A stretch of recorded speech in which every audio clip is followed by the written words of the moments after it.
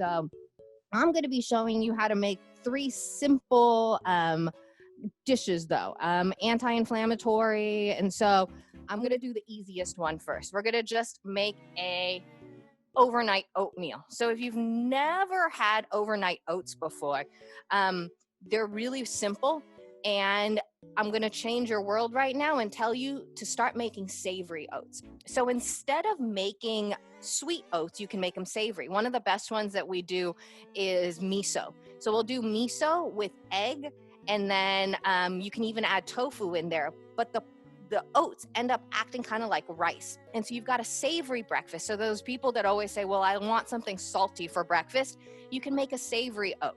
So this one, though, is going to be like banana cake or banana bread, sorry. So I've got oats, about half. You're going to do equal amounts of liquid and oats. And so half a cup of oats, half a cup of milk. And you're just going to add that together. And you're going to let that sit overnight. You can add your cinnamon if you want in there right now. You can add your agave and your maple or honey or even vanilla too. And then I've got chia seeds. I'm going to add my chia seeds in there too, because that's going to just help thicken it up and make it really nice and creamy. Now I'm going to let this sit. And this is going to need to sit for at least, I would say at least 2 hours. If you want to speed it up, just heat it up. So all you have to do is cook it on the stove and it'll start softening up.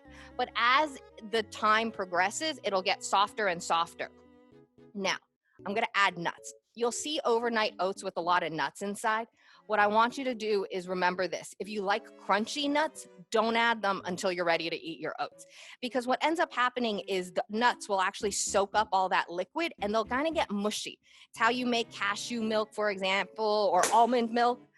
Those are all different ways of making it. You soak it, but then it gets kind of just soft. And so some people don't like that. We're not going to do that. We're going to make them nice and crunchy. So I'm going to show you. I have a bottle here that I let sit overnight. So you can get a little jar like this. You can get bigger jars if you want. Depends on what size you want. And I'm just going to open it up. I'm going to show you those oats have they've really kind of absorbed and gotten big, nice and thick. And I used regular whole milk. You can use anything that you want. And if you feel like this consistency is too kind of dry for you, go ahead and just add more milk. And you can add it afterwards too. So all I'm going to do now is I'm going to take a banana and I'm going to slice some bananas to go right on top of that. And you can dice them if you want, really. Bananas are super versatile. And then I'm going to also put some nuts on top. So there's that ready to go. You can eat it on a drive, but I don't think many people are driving to work these days. And so you can just enjoy it outside in your backyard in the morning with a cup of coffee, with a cup of tea. I'm going to put the chopped nuts right on top, and you can toast them even if you wanted to. So that's just going to go right on top. And then you've got your overnight oats ready to go. In the winter, heat it up and you've got something warm to eat. In the summer, eat it cold. So really, it's just what you want, but you do need to have it sit in your refrigerator for at least 3 hours. All right, so we're done with breakfast. Now that we're done with breakfast, we're going to go to our next dish, which is our lunch. And for lunch, we're going to be making a Peruvian stuffed sweet potato. You don't need the stove. You just need a microwave and a microwave, really. All that's in here is sweet potato. And the reason why I say you just need an oven is because you can just cook. You don't have to do what I'm going to do with the beans. So I've got sweet potatoes here. These are baby sweet potatoes. I realize that. And you can roast them in the oven for about an hour at 400 to 425, or you can do what I did, which was just put them in the microwave. I poked them with a fork until they were nice and soft, and then you should be able to cut through them, and it should expose that nice yellow sweet potato. So let's talk about sweet potatoes really fast. These are labeled yellow yams for some reason. They are not yellow. They are not labeled sweet potatoes. The way that you tell the difference between a sweet potato and a yam is the outside of the skin. The sweet potato is going to be nice and smooth. A yam looks kind of like taro if you've ever seen it before. It's rough and it's not smooth. In California, we have so many varieties of sweet potatoes that somehow they got labeled as yams because they're yellow, but these aren't. These are actually sweet potatoes and they're healthier than. So I'm gonna now do kind of a mixture to put beans on top of it. So what I was saying is you can make your quinoa in the microwave, you can steam your sweet potatoes in the microwave, and you can even heat up this bean mixture that I'm gonna be making right now in the microwave. So what's going in the beans? Black beans. I've got spices, and the spices that I have are cumin, chili powder, and a little smoked paprika. And then I've also got garlic, onion, red bell pepper, and jalapeno. So I'm gonna chop these guys up, just half of an onion, and I'm gonna heat up my pan. So if you wanted to do this, you can just put it in the microwave for a couple minutes and it'll heat it right up. I just want a little bit of texture with my beans. And so I'm gonna take off one end, and I'm gonna use the tip of my knife and slice in. Go in if you dare, and I'm gonna do a small dice, just like that. If you notice that my cutting board is flipping around or moving around a lot, one of the things that you can do, because this can get dangerous, is you can get a wet paper towel and stick it underneath and it'll stop it from doing that, which I should do, but I'm not gonna do right now. And then you've got some garlic cloves. So I'm gonna do 2 garlic cloves. You can do more if you want. This again is just for the bean mixture. I'm gonna add a little bit more. So I'm just trying to, one of the ways that I try to teach anti-inflammatory cooking or how to just make your health diet a little bit healthier is to eat the actual rainbow. So I know you guys probably have heard that before. It seems very hard because where do you get blue food? You don't. You eat blueberries and other things like that. But really, try to eat the colors of the rainbow. Go through each of the colors and every day see if you've hit them. It's a cool thing for your kids to try at home too. So if you have kids, you can kind of challenge them to eat all the colors. Okay, so there we go. Okay, so here's my pot. I'm gonna start adding my veggies in to saute. But what I'm gonna do is a little bit different because I have spices with me right now. If you wanted to add the jalapeno now, you could. The longer you cook your jalapeno, the more mild it'll get too. But I'll show you what I'm gonna do actually. I'm gonna bloom my spices. So like I said, I have all my spices. I'm gonna add them into the hot oil and the onions and garlic to really brighten their flavors out. Mainly because these spices have oils in them and they will get more fragrant if they touch a little bit of oil and if they get a little bit of heat on them before everything else. So that all goes in there. I'm gonna add half a bell pepper because this bell pepper is really big. If you wanted to add the whole thing, go for it. You can add the whole thing. And then the jalapeno too. So I'm gonna cut on the inside of the bell pepper because the outside is slippery and I don't wanna cut myself. I'm just gonna make little, small dice, sorry.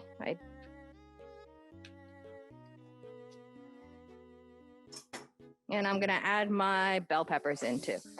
I'm gonna add a little bell pepper and then I'm also gonna add my black beans. And I'm gonna let that sit and just cook for a couple minutes. No need to speed it up. I'm gonna flip you guys back over though and teach you how to cut a jalapeno. So this is a jalapeno. The inside skin part is the part that is gonna make you cry if you touch it. So I took off the end and then I'm gonna put my fingers around the outside of the jalapeno. And then this is what you wanna remove. But that whole inside, all of this right here, if you touch it, you better wash your hands because it's going to make you cry if you touch your eyes. There's just oils inside jalapeno that hang out there. And that's why people usually feel like it's the seeds that make them spicy or hot. It's not, it's the oils actually. Obviously, if you take out the seeds and that white pith, it will remove more of that spice for you. But if you're using your hands to do this, just please be careful. All right, so all those great ingredients go inside. Now, what else do we add? Quinoa. That's how we're kind of making this a Peruvian spiced dish. The quinoa, I used my handy dandy Instant Pot. It takes 1 minute. 1 cup of quinoa, 1 cup of water, 1 minute on high pressure, and then just let it go. Let it naturally release, and you've got perfect quinoa every time. Quinoa is one of those frustrating things that people are like, really, I have to turn on my stove and do it. You can do it in the microwave too, like I said, super easy. So I'm gonna mix everything together. I'm gonna move everything to the side now. So I've got my beans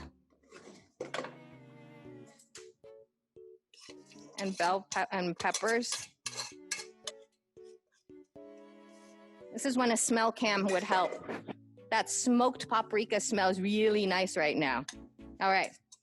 And then we're gonna add 2 cups of cooked quinoa. So about all of it. Maybe not all of it. This freezes super well. So if you want, go ahead and meal prep this. Do this ahead of time. And then you've got it ready to go. And then I'm gonna add in just a little bit of Monterey Jack cheese. I'm gonna add sour cream or yogurt. So Greek yogurt is what I usually use, about 1/2 cup. And then I'm gonna squeeze 1 lime in there too. So this part is the part that don't add your dairy products or your lime juice or all of that until you're ready to serve this, because that won't freeze very well. The sour cream yogurt just doesn't freeze. It separates a lot. So I choose not to freeze it most of the time. And then the cheese, shredded cheese sometimes does okay, but might as well just keep all your dairy out of it until you're ready to serve it. All right, so that all gets mixed up. Looking really nice. And then you take your sweet potatoes, and the cheese will start to melt just because mine is still hot. You obviously want to do this maybe when it's cooled down just a little bit. But you've got your protein, you've got all your nice veggies in there. You've got a good meal going. All right. So then now you're gonna grab yourself a baking sheet, and you can do this under the broiler or just a high heat oven, really up to you. So I've got that. I've got my sweet potatoes, and I'm just going to cut open and kind of fluff the middle out of. And you can do this with a regular potato if you wanted. There's no need to have to be a sweet potato, but they are just so much better, especially when you're doing it with this much spice, just tastes better too. So just there, and I'm just going in and kind of mushing up the middle parts of it just to fluff it up. It's easier to do when they're warm, but do them as you see. All right. And I know there's questions coming, so I will be with you shortly. All right. And then I'm gonna take this and I'm just gonna stuff them. Just like that. Again, you can use any bean. If you wanted to use another grain like kasha or farro or bulgur wheat, go for it. This is just an idea, and it tastes really good because of all those great spices. But think of all the variations that you can make with different spice blends. So one of the things is I've written probably about 30 different spice blends. So if you're interested in getting those spice blends, email me and I'll send them to you. But pretty much they're just different concoctions to make different flavors. So if you want a South African flavor, or you want a Moroccan, or so on and so forth, I have it. Email me and I'll send that to you. So then I'm just gonna garnish this, or not garnish it. I'm gonna put a little bit more cheese on top, and that's gonna go straight in the oven. And that's it. You have your Peruvian stuffed sweet potatoes ready to go. Now I've got one last dish to show you, dinner, and then I will answer the questions. All right, because we're gonna deal with salmon now. Let me grab my sweet potatoes. Give me 1 second to move. I heard a question about where to buy salmon. Costco.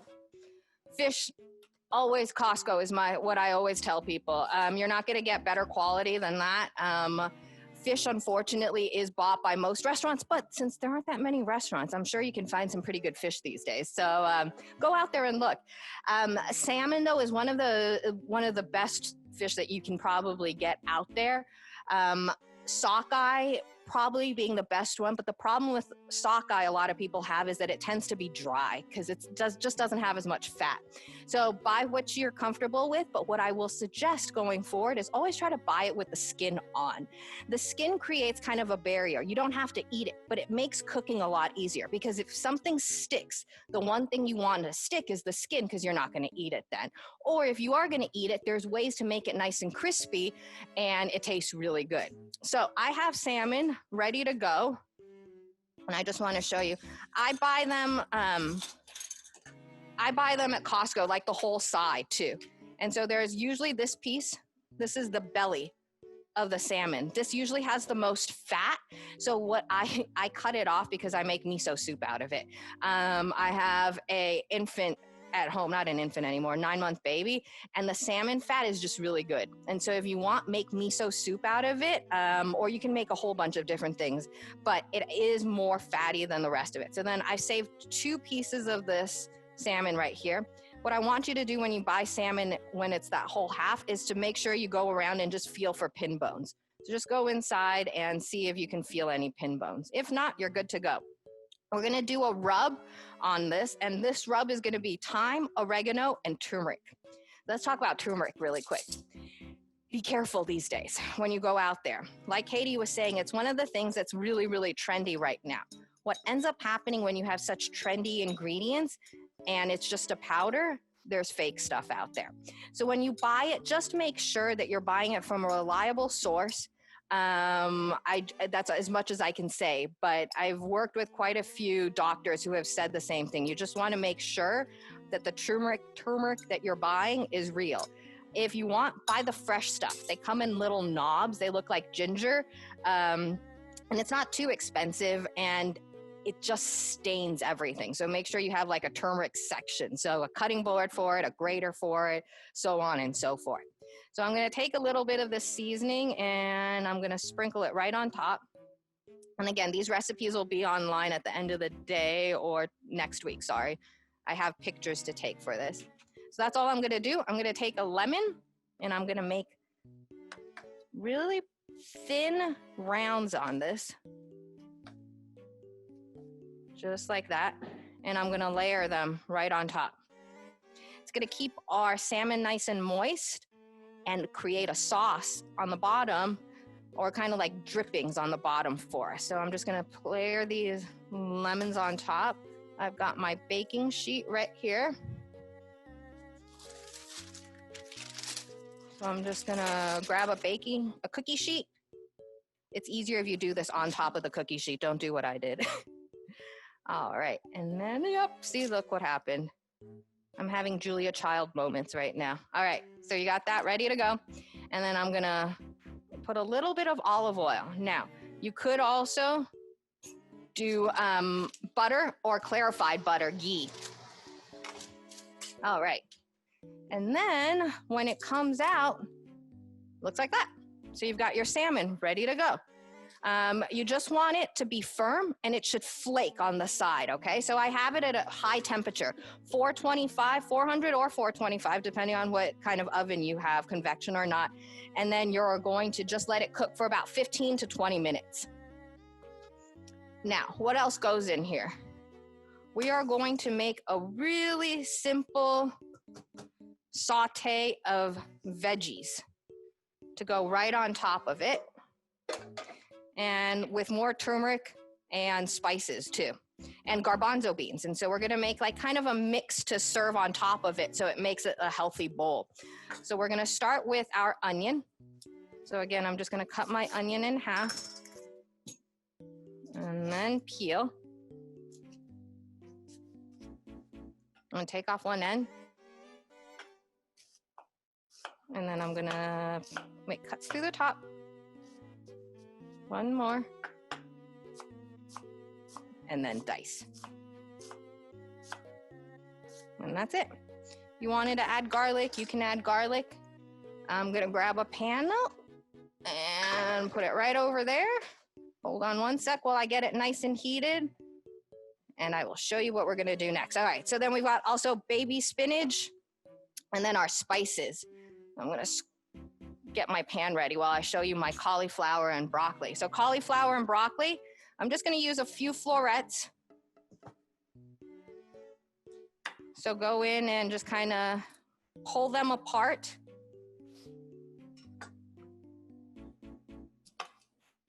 I'm gonna add my onions into the pan, so just hold on, you'll see that in a second. So my pan got hot, then I added the oil, and then I added my onions, okay? And I'm gonna add my cauliflower and broccoli. Just like that.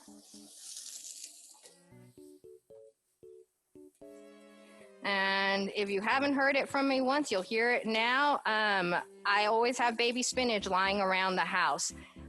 Regular spinach would be fine too, but just to add into dishes like this, where I'm sauteing something and I feel like I haven't had enough veggies for the day, I'll throw in a handful of spinach towards the end of the cooking process to really just give it all the vitamins and nutrients that it needs. All right, so there's that ready to go. I've got cumin, turmeric, a little bit of chili powder to make it spicy. And that's all ready to go. So we're gonna let that cook. And then the last thing, just to make this so much better, are some garbanzo beans too. Let me get my garbanzo beans right here. And I drained them and rinsed them. If you wanted to make a sauce out of this, you could add a little bit more liquid in even, and you could almost make a sauce to serve this with. So I'm gonna let that sit for a couple minutes while I do the last part of this dish. And you'll think, well, why would I make something so complicated? I'm not saying you have to, it's just fun. This is the last part of the dish. The last part of the dish is, right here. So we've got harissa, which is a spicy red pepper paste, some Greek yogurt, and oregano or mint. So you can choose which one you want, and then some lemon juice. So I'm gonna add half a lemon in here. Take out the seeds. And that way we've got a nice kind of refreshing sauce to go on top of everything. Harissa varies in spiciness, everyone, so be careful when you buy harissa. It can be very spicy, or it could taste like absolutely nothing. So different brands will make different flavors kind of out of it. And then if you wanted to thin it out, you could add more juice, or you could add a little bit of olive oil. But that's the spicy part of it, ready to go. So I think we can go back here really quick. Yep, that's ready to go. You can cook your cauliflower and broccoli a little bit longer if you want. You can even use like pre-cooked stuff just to reheat. You could do that. But I'm gonna let that wilt down a little bit, and I'm gonna answer some questions. And so if you have any questions, let me know, and we'll get right on top of it. All right. So I just want to show you the finished product of this though. So I have some brown rice here. I got brown rice. I'm gonna put a piece of salmon on the side, just like that. It's a big piece of salmon, I know. I'm gonna put my veggies on the side with my beans, just like that.